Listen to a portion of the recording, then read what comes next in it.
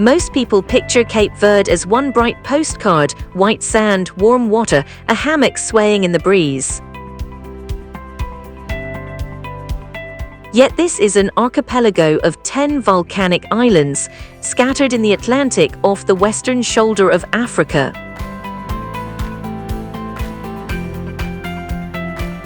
Here the ocean meets bare lava ridges, and green valleys hide between peaks that rise straight out of the salt water.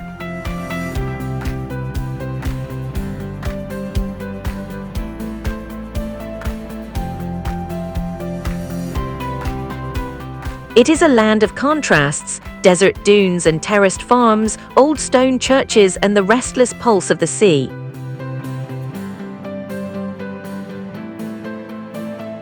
Whitewashed colonial towns sit beside fishing harbors, while a music born of longing drifts through every street.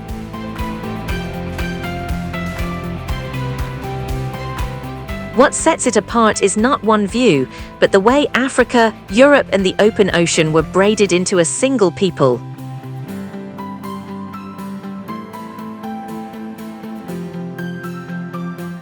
And once that familiar surface is lifted away, the truer face of Cape Verde slowly begins to show itself.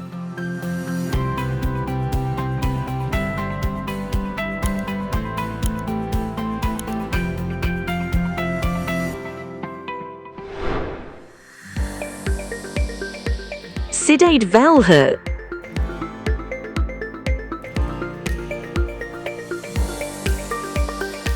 Tucked along a green ravine on Santiago's coast lies Cidade Velha, the oldest European town in the tropics.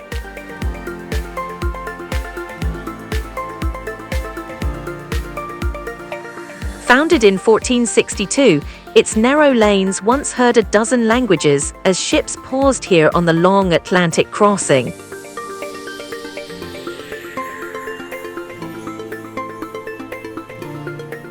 At its heart stands the pillory, a marble column that recalls a darker trade in human lives bound across the sea.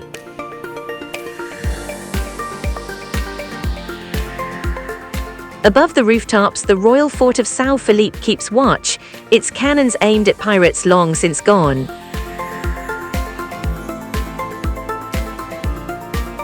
Here the first stones of a whole new world were laid, and the silence between them still carries their weight.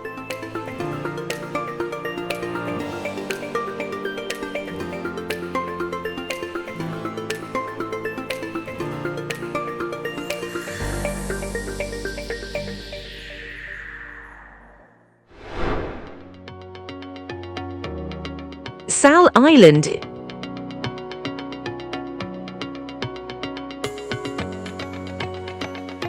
Sal is the best known of all the islands, a flat ribbon of sand and salt where the sky seems impossibly wide.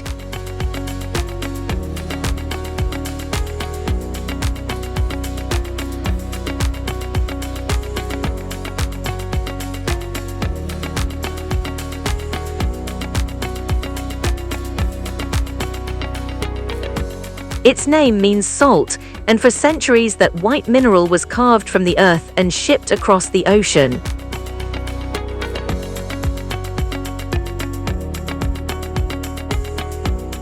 At Pedra de Lume, an old crater holds salt pans where you float without effort on water heavier than the sea.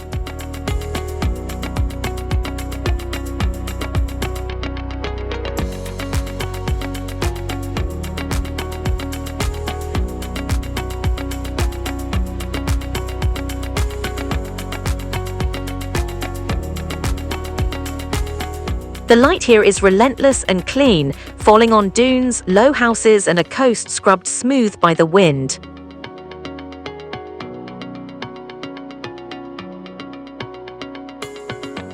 Trade winds comb the shallows into long blue lines, drawing surfers and kite sails to the eastern shore.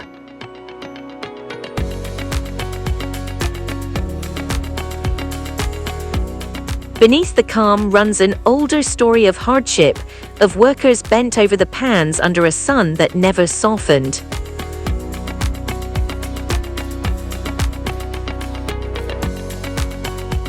Sal looks simple from above, yet it holds the patience of a place shaped by salt, wind, and endless waiting.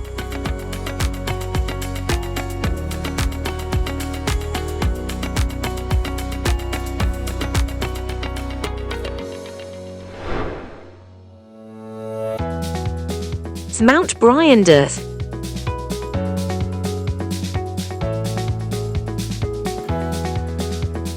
Rising over the rugged spine of Santo Antão, Mount Briander is one of the great high points of the island.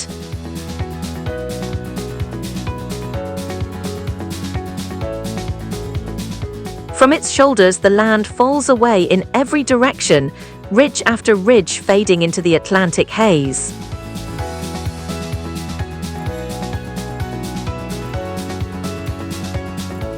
Clouds gather against its slopes by afternoon, spilling over the crest like a slow river of grey and white.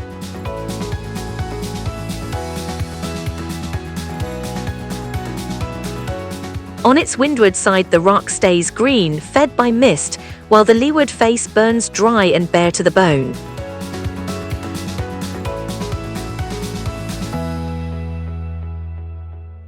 Footpaths older than any road thread the heights, worn smooth by farmers who still cross the mountain on foot.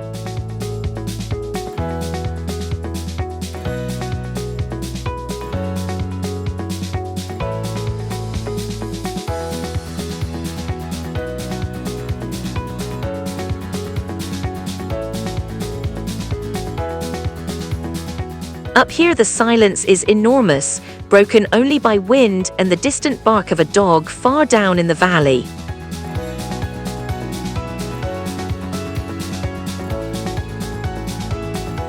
At dawn the first light catches the peaks, while the ravines below stay drowned in shadow and cold blue air.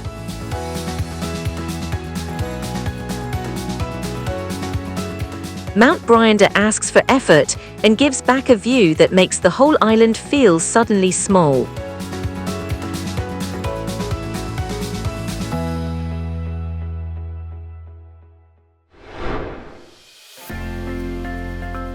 Santa Maria.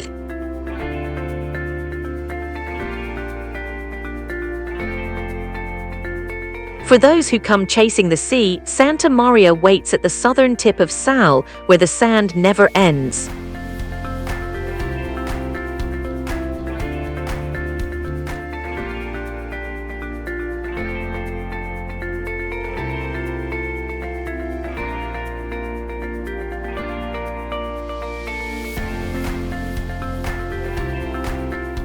Once a quiet salt port, the town now wakes to the sound of fishermen hauling their catch onto the long pier.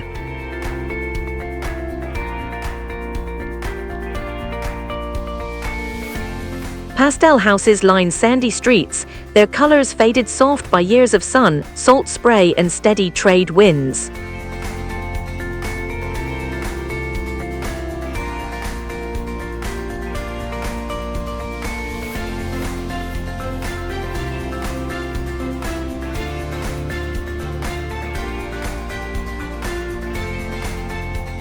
On the old wooden jetty, knives flash as the day's tuna and wahoo are cut beneath circling, hungry seabirds.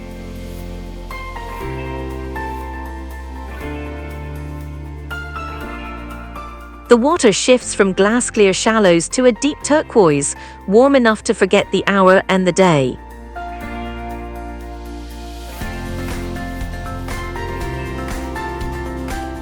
As evening falls, the rhythm of morna drifts from open doorways, slow and aching like the tide going out.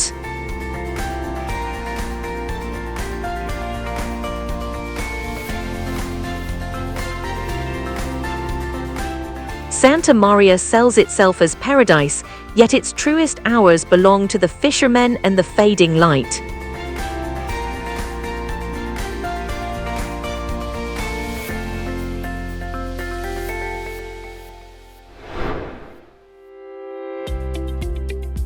Santo Antão.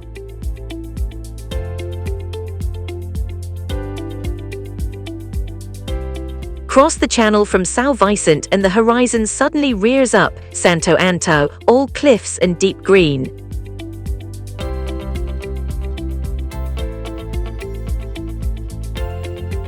It is the most dramatic island of the chain, a place where mountains plunge straight into a restless ocean.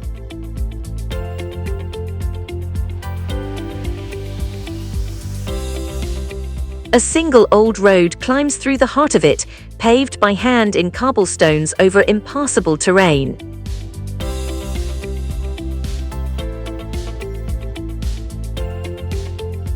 On the wet northern side, sugarcane and coffee grow on terraces stacked like steps for some forgotten giant.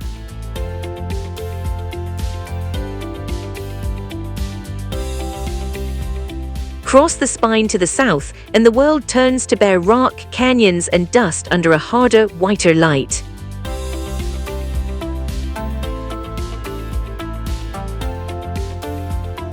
In hidden valleys, villages cling to ledges where the only way in is a path cut into the side of the cliff.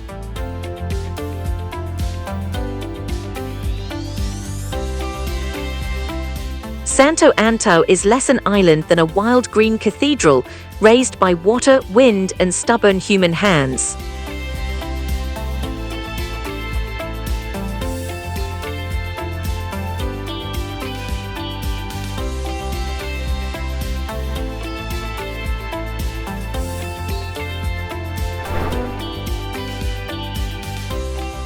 Pico do Fogo.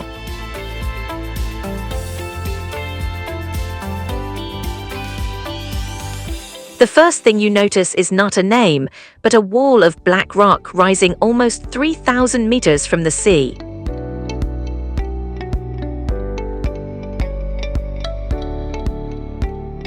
This is Pico do Fogo, the highest active volcano in Cape Verde, standing alone on the island that bears its fire.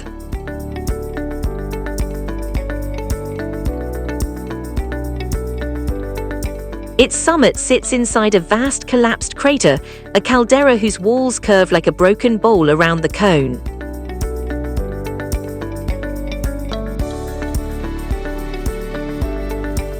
The ground here is the color of ash and iron, and the air carries the faint, mineral smell of old eruptions.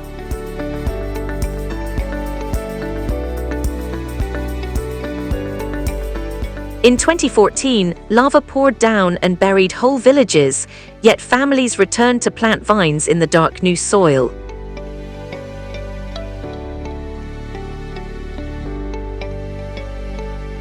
From those ashes comes a deep red wine, grown where almost nothing else will take root on the cooled black slopes.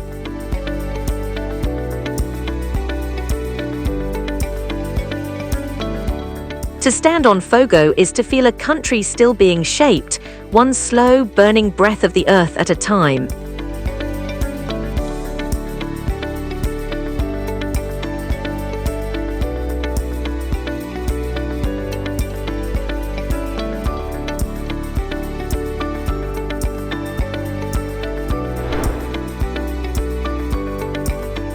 Ribeira Grande.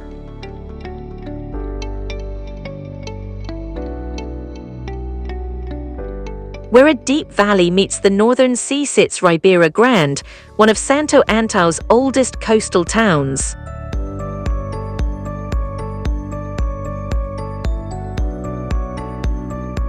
Colonial houses with shuttered windows crowd the riverbed, their balconies leaning over narrow cobbled lanes.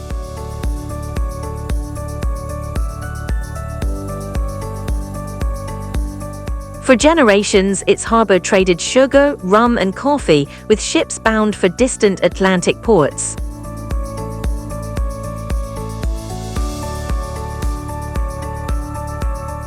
A weathered church anchors the square, its bell still marking hours in a town that time has gently passed by.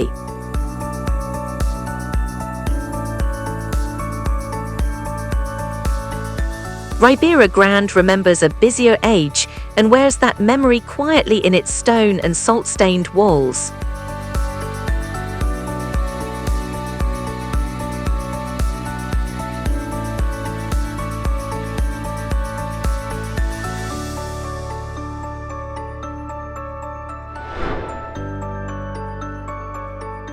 Sal Vicente.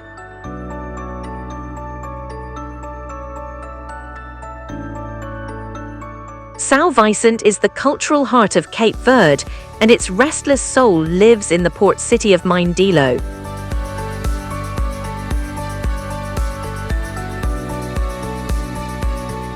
Around its wide natural bay, colonial facades in faded blue and ochre face a harbor once thick with coal ships.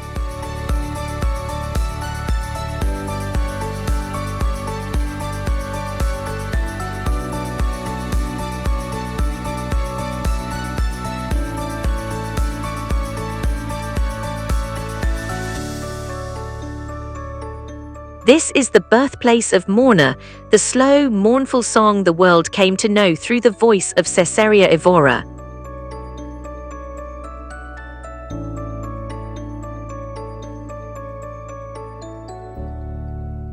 Each year the streets erupt in carnival, yet beneath the noise stays that same tender ache for the distant sea.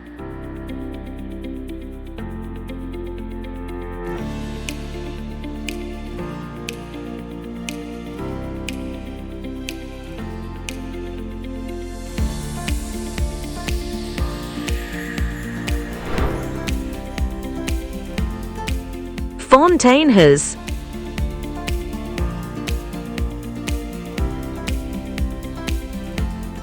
From a distance it looks impassable, a cluster of bright houses clinging to a knife-edge ridge above the sea.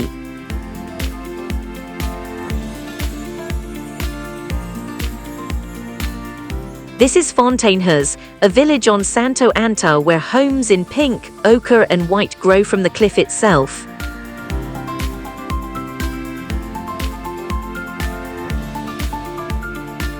Terraces of cane and maize fall away beneath the rooftops, tended by hands that know every step of the slope.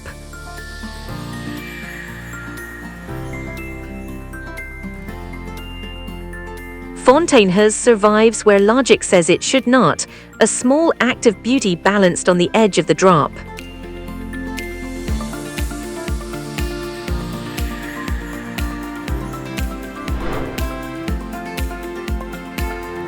Boa Vista.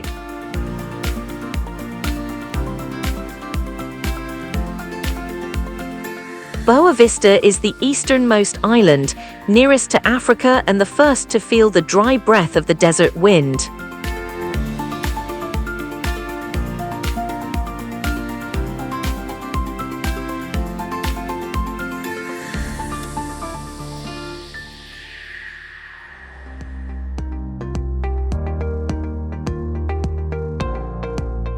Its coast unrolls in beaches so long and empty that footprints vanish before the next traveler arrives.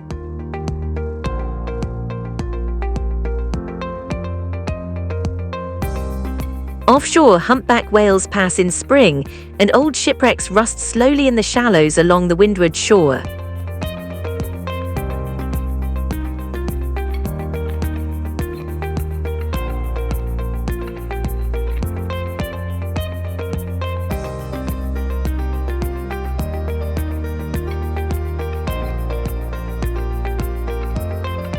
Boa Vista feels like the edge of the map, a place where the land simply dissolves into sand and open sea.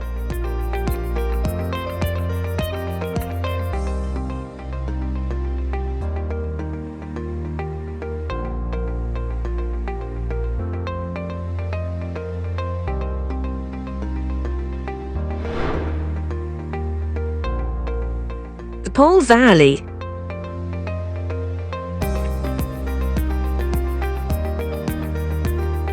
After so much bare rock, Pole Valley arrives like a held breath, a flood of green pouring down to the sea.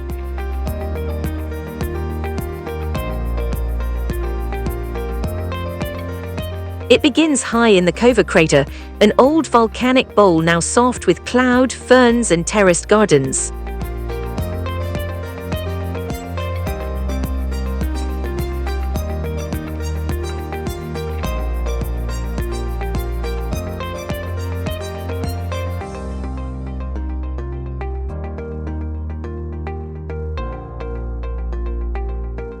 Down its length grow mango, banana, coffee and sugar cane, watered by mist that never seems to fully lift.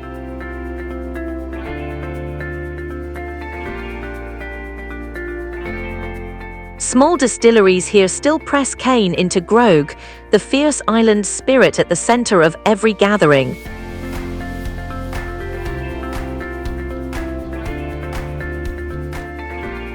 Paul is proof of what water can do in a dry land, a single green vein running through stone to the shore.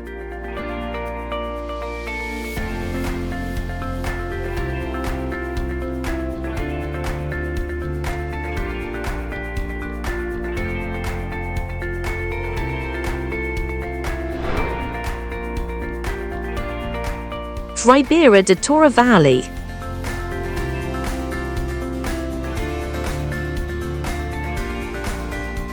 Cut deep into Santo Antão lies the Ribeira de Tora, a valley so green it seems to glow against the bare rock.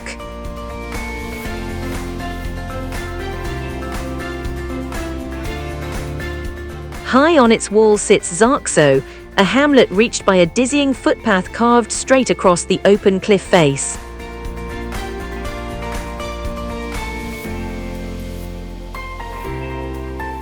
Below, terraces of sugarcane and banana step down toward a thin river threading the narrow valley floor.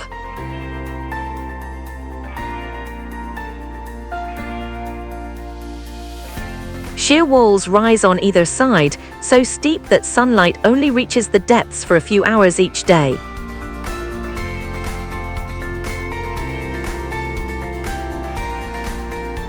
To walk here is to feel very small, held between green slopes that climb beyond the reach of the eye.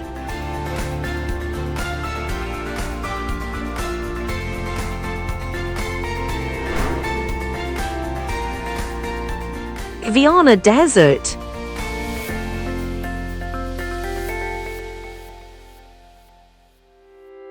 In the middle of Boa Vista lies a small, improbable desert, the white dunes of Viana, adrift on a green isle.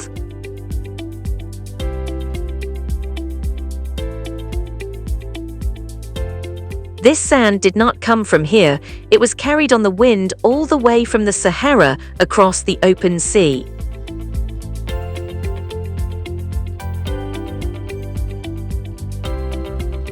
The dunes shift and breathe, pale and fine, glowing almost silver under the flat midday Atlantic light.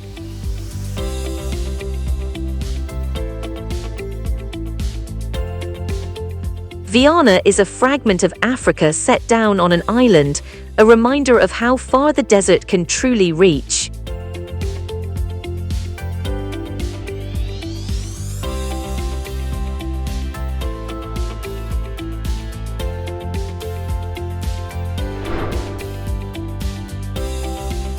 Santiago Island.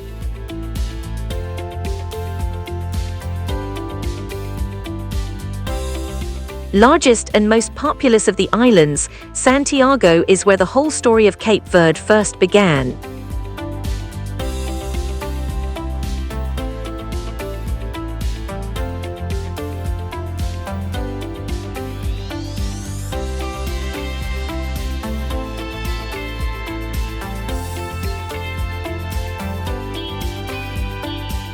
Its capital, Praia, spreads across a sunlit plateau above the sea, loud with markets, music and traffic.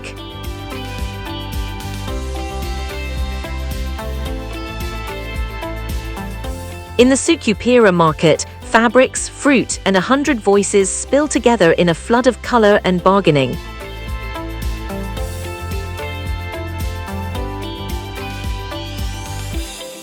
Inland the land grows wild again, with the jagged Serra Malecta rising green above the dry surrounding plains.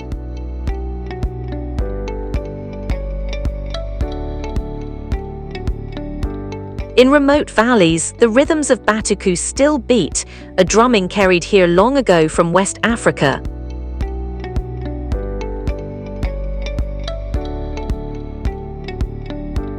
Here Creole culture runs deepest, in the food, the faith and the stubborn pride of the mountain villages.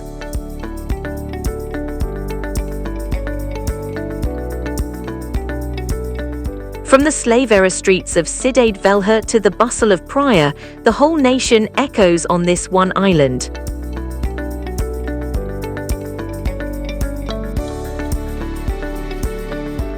Santiago holds Cape Verde in miniature, every layer of its past and present pressed into a single shore.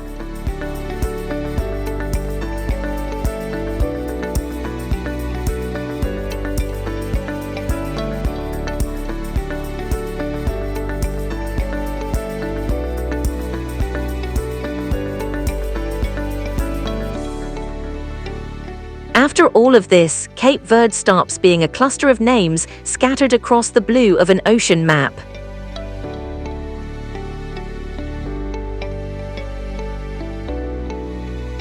It lingers as black lava under vines, white dunes adrift on green, and a stone harbor facing the open sea.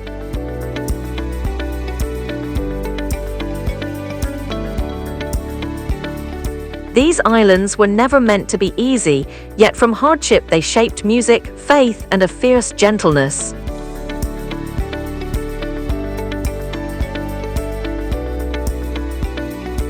Born of fire, salt, and longing, Cape Verde turned its isolation into a culture the whole world now listens to.